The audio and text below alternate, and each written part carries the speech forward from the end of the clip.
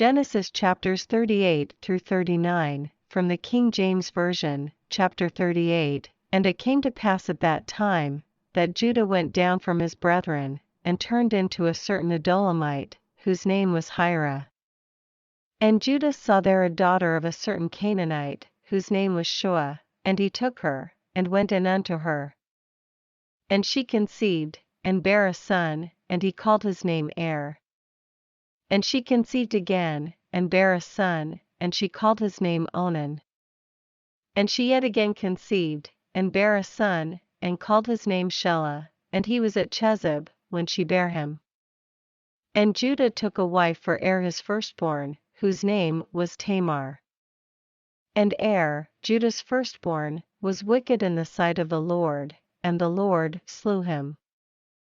And Judah said unto Onan, Go in unto thy brother's wife, and marry her, and raise up seed to thy brother. And Onan knew that the seed should not be his, and it came to pass, when he went in unto his brother's wife, that he spilled it on the ground, lest that he should give seed to his brother. And the thing which he did displeased the Lord, wherefore he slew him also. Then said Judah to Tamar his daughter-in-law, Remain a widow at thy father's house, till Shelah my son be grown, for he said, Lest peradventure he die also, as his brethren did. And Tamar went and dwelt in her father's house. And in process of time the daughter of Shua Judah's wife died, and Judah was comforted, and went up unto his sheep-shearers to Timnath. He and his friend Hira the Adulamite. And it was told Tamar, saying, Behold thy father-in-law goeth up to Timnath to shear his sheep. And she put her widow's garments off from her, and covered her with a veil, and wrapped herself, and sat in an open place, which is by the way to Timnath, for she saw that Shelah was grown, and she was not given unto him to wife. When Judah saw her, he thought her to be an harlot, because she had covered her face. And he turned unto her by the way, and said, Go to, I pray thee, let me come in unto thee, for he knew not that she was his daughter-in-law. And she said, What wilt thou give me, that thou mayest come in unto me? And he said, I will send thee a kid from the flock. And she said, Wilt thou give me a pledge, till thou send it? And he said, What pledge shall I give thee? And she said, Thy signet, and thy bracelets, and thy staff that is in thine hand.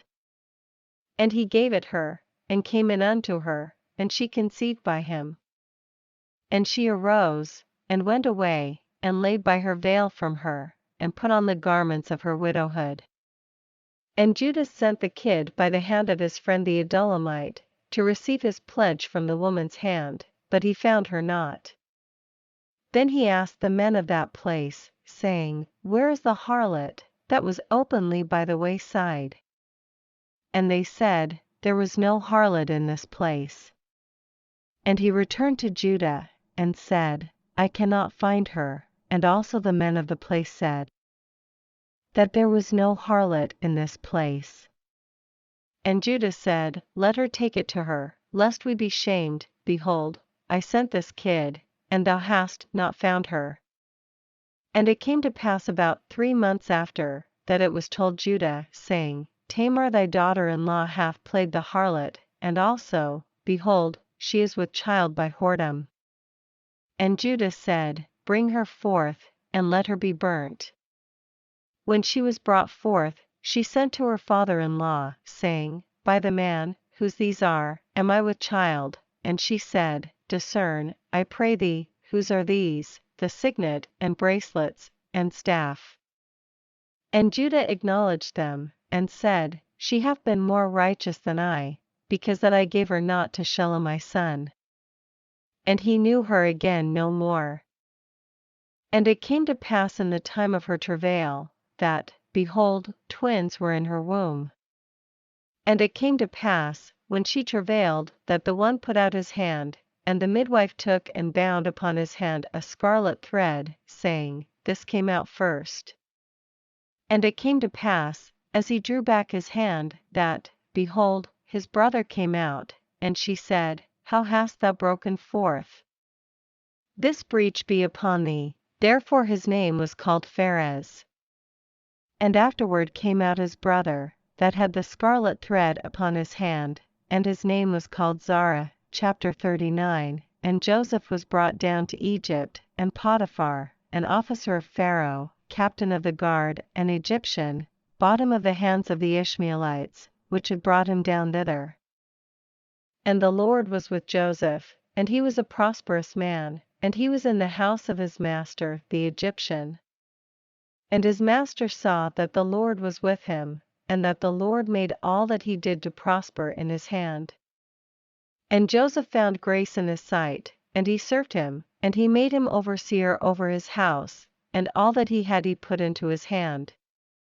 And it came to pass from the time that he had made him overseer in his house, and over all that he had, that the Lord blessed the Egyptian's house for Joseph's sake, and the blessing of the Lord was upon all that he had in the house, and in the field. And he left all that he had in Joseph's hand, and he knew not aught he had, save the bread which he did eat. And Joseph was a goodly person, and well favored. And it came to pass after these things, that his master's wife cast her eyes upon Joseph, and she said, Lie with me. But he refused, and said unto his master's wife, Behold, my master wotteth not what is with me in the house, and he hath committed all that he hath to my hand. There is none greater in this house than I, neither hath he kept back anything from me but thee, because thou art his wife. How then can I do this great wickedness, and sin against God? And it came to pass, as she spake to Joseph day by day, that he hearkened not unto her, to lie by her, or to be with her. And it came to pass about this time, that Joseph went into the house to do his business. And there was none of the men of the house there within. And she caught him by his garment, saying, Lie with me. And he left his garment in her hand, and fled, and got him out. And it came to pass, when she saw that he had left his garment in her hand, and was fled forth, that she called unto the men of her house, and spake unto them, saying, See, he hath brought in an Hebrew unto us to mock us. He came in unto me to lie with me, and I cried with a loud voice. And it came to pass, when he heard that I lifted up my voice and cried, that he left his garment with me, and fled, and got him out. And she laid up his garment by her, until his Lord came home. And she spake unto him according to these words, saying, The Hebrew servant, which thou hast brought unto us, came in unto me to mock me.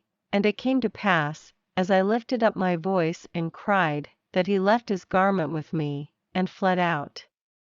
And it came to pass, when his master heard the words of his wife, which she spake unto him, saying, After this manner did thy servant to me, that his wrath was kindled. And Joseph's master took him, and put him into the prison, a place where the king's prisoners were bound, and he was there in the prison. But the Lord was with Joseph, and shewed him mercy, and gave him favor in the sight of the keeper of the prison. And the keeper of the prison committed to Joseph's hand all the prisoners that were in the prison, and whatsoever they did there. He was the doer of it. The keeper of the prison looked not to anything that was under his hand, because the Lord was with him, and that which he did, the Lord made it to prosper.